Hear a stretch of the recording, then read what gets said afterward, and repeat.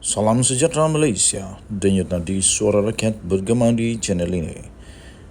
Jangan lupa tekan butang subscribe, like dan share. Malaysia kita punya, cintai Malaysiaku, kita jaga kita.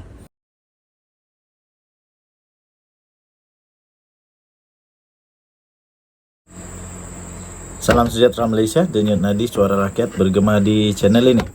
Tuan-tuan dan perempuan yang dihormati sekalian, lebih kurang 2 hari saja lagi kita akan melihat penentuan sebenar PRN di 6 buah negeri.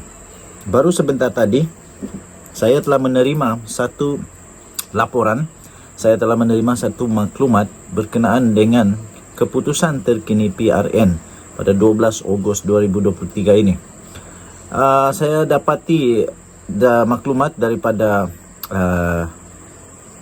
penganalisis politik yang melihat keadaan politik di 3 buah negeri pada ketika ini, dan baru 3 negeri ini yang dapat maklumat mengenai dengan ramalan setakat ini bagaimana keputusan akan terjadi di beberapa negeri. Okey. Jadi yang kita dapat ini adalah di Kedah, di Selangor dan di Negeri Sembilan. Ada keputusan yang agak mengejutkan di Negeri Sembilan dan juga di Selangor yang agak mengejutkan. Pastinya Datuk Seri Anwar Ibrahim tidak menjangkakan ramalan ini bakal berlaku di Selangor dan Negeri Sembilan. Begitu juga di Kedah, pastinya Sanusi Manor yang dia betul-betul target 33 kerusi DUN di Kedah akan dimenangi oleh Perikatan Nasional. Tetapi terbaru ini kita dapati risikan dan maklumat analisis terbaru dapatan tentang keputusan ramalan untuk keputusan PRN 12 Ogos ini yang agak mengejutkan. Okey, saya dahulu dengan negeri Selangor dulu. Okey, negeri Selangor. Ramai orang kata Perikatan Nasional akan bangkit besar di Selangor, tapi nampaknya melalui satu tinjauan dan satu analisis terbaru ini, nampaknya Selangor disebutkan Kerajaan Perpaduan akan menang sebanyak 51 kerusi dan Perikatan Nasional hanya menang 5 kerusi sahaja. Ini ada 56 kerusi DUN di Selangor. Jadi sekali lagi untuk negeri Selangor diramalkan Kerajaan Perpaduan akan menang sebanyak 51 kerusi dan Perikatan Nasional hanya 5. Ini bukan sahaja menunjukkan bahawa Perikatan Nasional ditolak teruk di Negeri Selangor, malahan mereka juga hampir dilupakan terus di Negeri Selangor. Dengan hanya 5 sahaja kerusi daripada Perikatan Nasional, ini bermakna dengan agak mudah apapun apapun polisi yang ingin dilakukan di Selangor itu akan mudah untuk didapati. Tahniah diucapkan kepada Kerajaan Perpaduan yang diramalkan akan menang 51 kerusi di Selangor dan Perikatan Nasional hanya 5 sahaja. Agak mengejutkan di negeri Kedah pula, Kerajaan Perpaduan dianggarkan agak mengejutkan. Ini betul mengejutkan kerana Kerajaan Perpaduan dijangka akan menang sebanyak 16 kerusi di negeri Kedah dan Perikatan Nasional 20 kerusi. Walaupun begitu, Perikatan Nasional diramalkan masih tetap akan memerintah negeri Kedah dengan hanya 4 majoriti sahaja. Kerajaan Perikatan Nasional mungkin boleh menang di sana dengan 20 kerusi. Jadi jauh daripada target Sanusi iaitu 33 kerusi.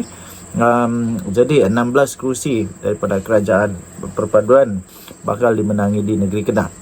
Dan paling mengejutkan, paling besar kejutan adalah di Negeri Sembilan. Di Negeri Sembilan, apabila diramalkan di Negeri Sembilan, Kerajaan Perikatan ataupun Parti Perikatan Nasional diramalkan tidak akan mendapat sebarang kerusi. Iaitu di Negeri Sembilan diramalkan Kerajaan Perpaduan ini akan menang 36 kerusi bersih. 100% menang kemenangan di Negeri Sembilan.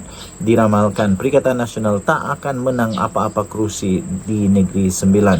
Hanya 0 kerusi di Negeri Sembilan untuk Perikatan Nasional. Dan Kerajaan Perpaduan sapu bersih di Negeri Sembilan. Okey, jadi kita ulang lagi. Menurut ramalan ini, Selangor, Kerajaan Perpaduan akan menang 51 kerusi dan Perikatan Nasional hanya 5 kerusi. Manakala di Kedah, Kerajaan Perpaduan 16 kerusi dan Perikatan Nasional 20 kerusi. Dan di Negeri Sembilan, Kerajaan Perpaduan akan menang 36 kerusi dan Perikatan Nasional tidak akan menang sebarang kerusi di Negeri Sembilan. Kita jumpa lagi. Bye-bye. Salam sejahtera Malaysia, denyut nadi suara rakyat bergema di channel ini. Setelah lama seolah-olah Atok Mahathir ini tak ada berani yang nak pergi saman, akhirnya seorang manusia berani di Malaysia ini akhirnya bertindak dan menyaman Mahathir. Kali ini Mahathir benar-benar diseret ke mahkamah. Diheret ke mahkamah. Halim Saad disahkan telah menyaman Mahathir berhubung pengambil alihan Renong. Seorang usahawan iaitu Halim Saad mengheret bekas Perdana Menteri Dr. Mahathir Mohamad, bekas Menteri Kewangan II Nur Mohamed Yaakob dan kerajaan ke Mahkamah Sivil.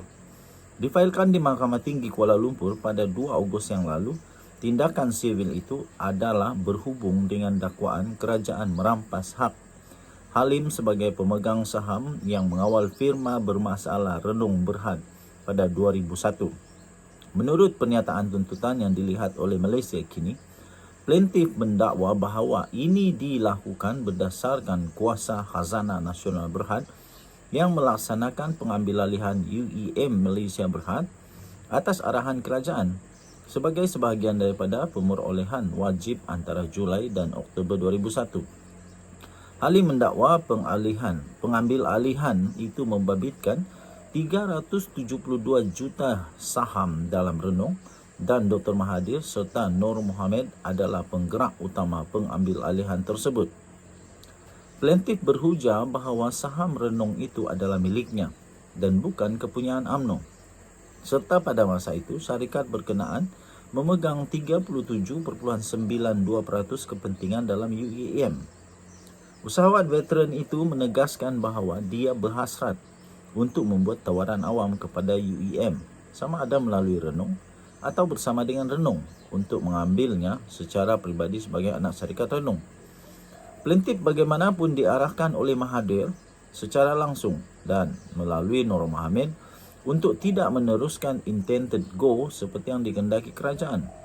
Sebaliknya untuk memperoleh semua saham dalam UEM melalui entiti yang ditetapkan, Khazanah Nasional Berhad atau pihak yang diamanahkan.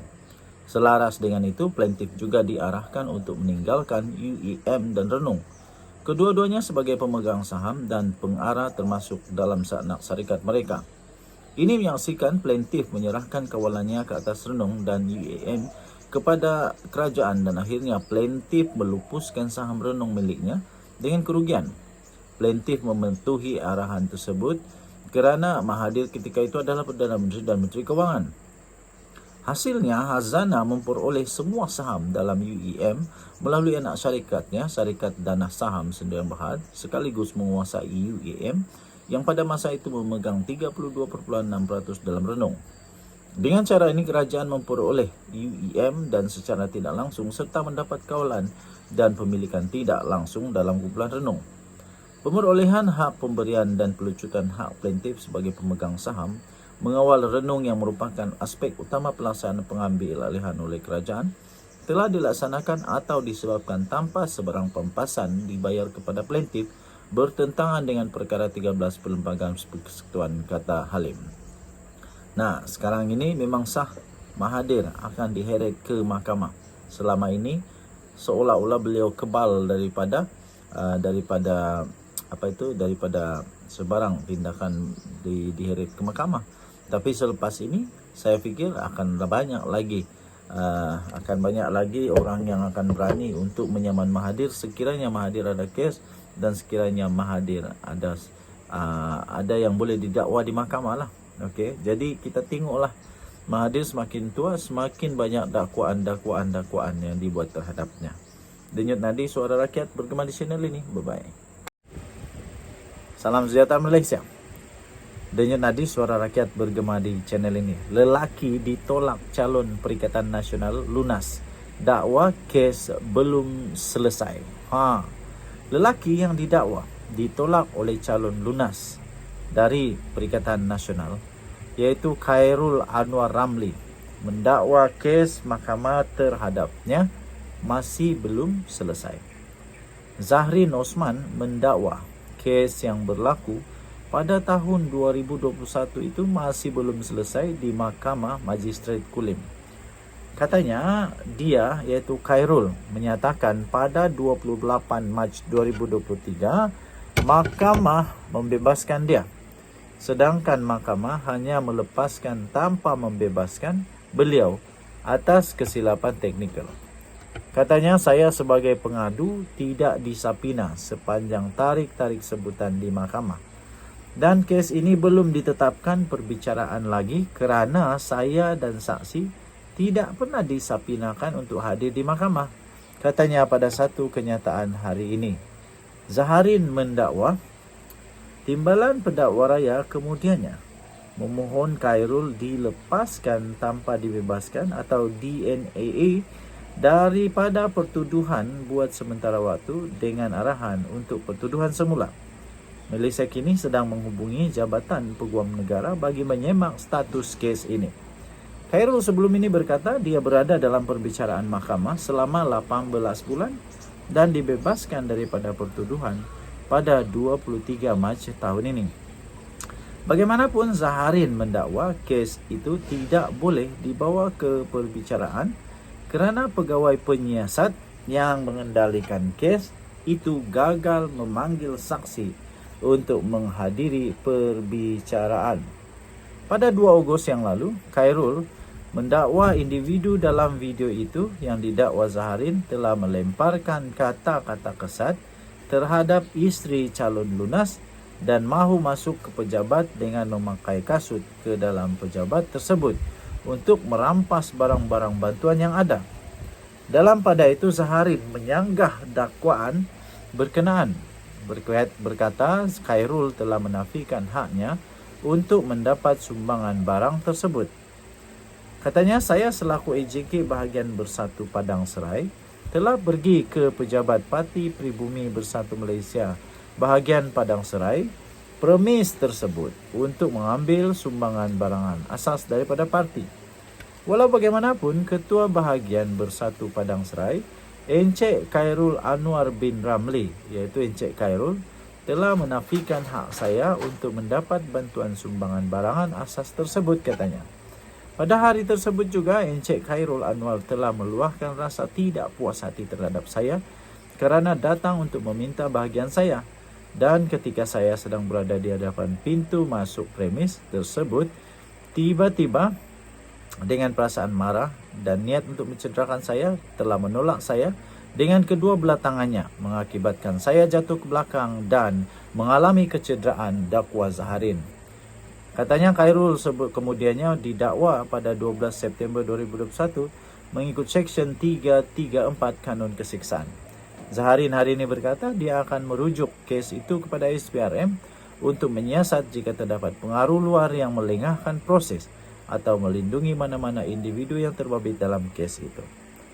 Katanya, saya juga berharap kes ini dapat diselesaikan dengan kadar segera kerana telah memasuki 2 tahun lamanya, katanya lagi. Okey, untuk mendapatkan berita lengkap tentang ini, anda boleh layari malaysiakini.com bertarikh 8 Ogos dengan tajuk lelaki ditolak calon PN lunas, dakwa belum selesai. Kita jumpa lagi. Bye-bye.